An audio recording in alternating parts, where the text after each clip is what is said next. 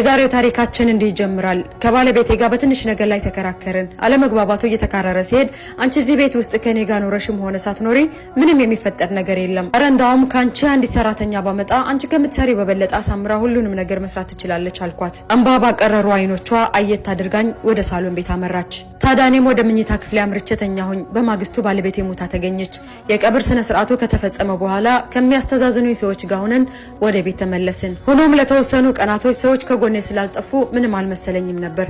ከቀን ወደ ቀን የሚያስተዛዝኑኝ ሰዎች እየተመናመኑ ሲመጡ ብቸኝነት ተሰማኝ። ቤቱ የሚውጠኝ መሰለኝ። እንደምንም ብዬ አልጋዬ ላይ ጋደም አልኩኝ። ባለቤቴ የተኛበት የነበረው ቦታ ባዶ ሆኖ አገኘሁት። ለመጀመሪያ ጊዜ የሀዘን ስሜት ተሰማኝ። ከእንቅልፌ ስነቃ የስራ ሰዓት ረፍዷል። ለምን እንዳልቀሰቀሰችኝ ልቆጣ ዞር ስል ለካ ከእንግዲህ ላትመለስ ጥላኝ ሄዳለች። ከተጋባን ጀምሮ ቁርስ ደርሷ እንዳይረፍድብህ እያለች ለስራ የምትቀሰቅሰኝ እሷ ነበረች።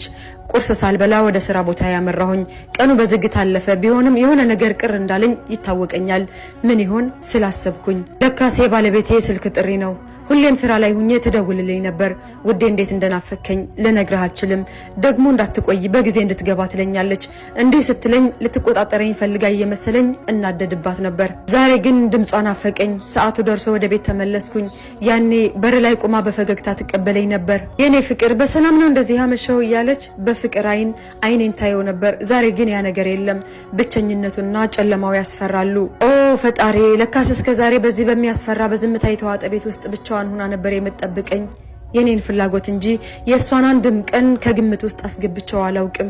በጣም አሳዘነችኝ። ያኔ ነው ማሰብ የነበረብህ እንጂ ጊዜው ካለፈ በኋላ ማዘን ምን ይጠቅማል ስል ለራሴ ወቀስኩኝ። አምላኬ በድያታለሁ፣ ይቅር በለኝ።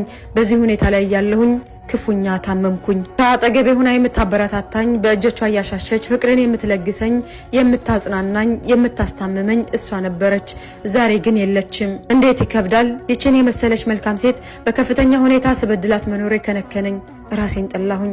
ስቅስቅ ብዬ እያለቀስኩኝ እያለ ድንገት የኔ ወድ ረፍዷል ተነስ የሚል ድምፅ ከእንቅልፌ ያነቃኝ።